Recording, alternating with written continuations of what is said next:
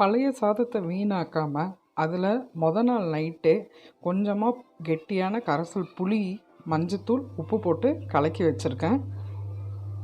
அது கடுகு ஒரு அரை டீஸ்பூன் அளவு,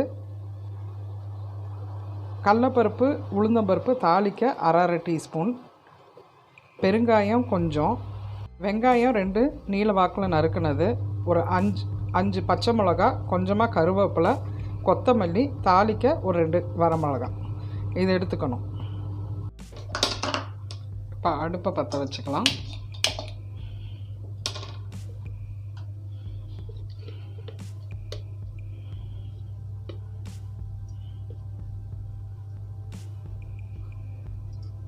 மூணு ஸ்பூன் எண்ணெய் நல்லா காஞ்சதையும்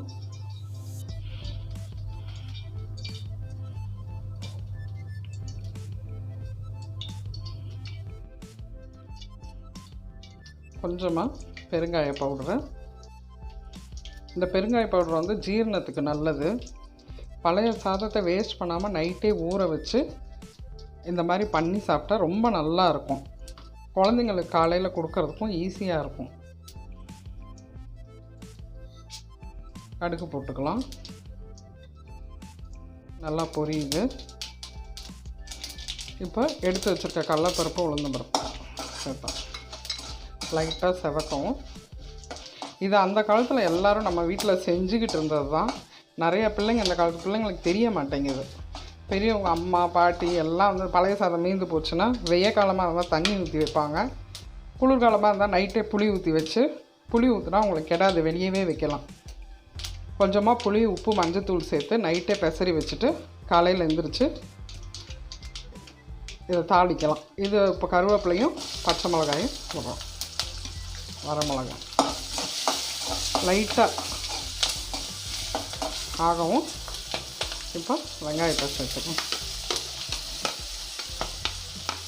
வெங்காயம் கொஞ்சம் ரோஸ்ட் ஆனால் நல்லாயிருக்கும்.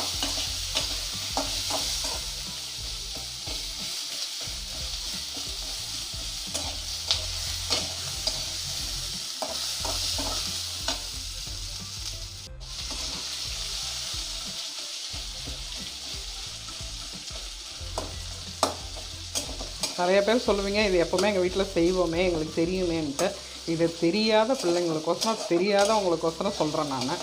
சாதத்தை என்ன பண்ணுறதுன்னு தெரியாமல் இருக்கிறவங்க இந்த மாதிரி பண்ணலாம். இது ஒரு நம்ம தமிழ்நாடோட ட்ரெடிஷ்னல் தான். இது எப்போவுமே சாதம் மிஞ்சிடுச்சுன்னா புளி ஊற்றி வச்சு மறுநாள் புளி சாதம் தாளிக்கிறது. இது நல்லாயிருக்கும். டேஸ்ட்டு வந்து ரொம்ப நல்லாயிருக்கும். இதுக்கு தொட்டுக்க வந்து தேங்காய் துவையல் ரொம்ப நல்லாயிருக்கும்.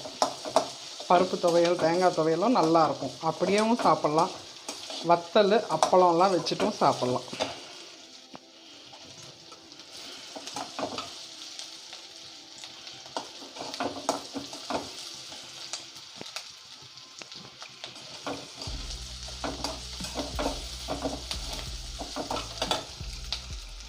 கொஞ்சம் நல்லா லைட்டாக செவந்து வந்துக்கிட்டு இருக்கு டைமில் நான் சேர்ப்பேன்.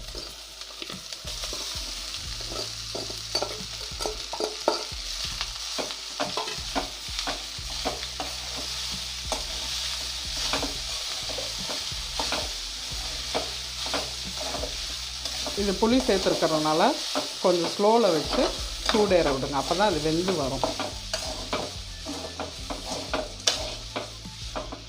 கொஞ்சம் வேகட்டும். அப்படியே நல்லா வெந்து வந்திருக்கு. இப்போ நறுக்கி வச்ச கொத்தமல்லியை சேர்த்துட்டு ஒரு 5 நிமிஷம் ஆஃப் பண்ணிடுங்க.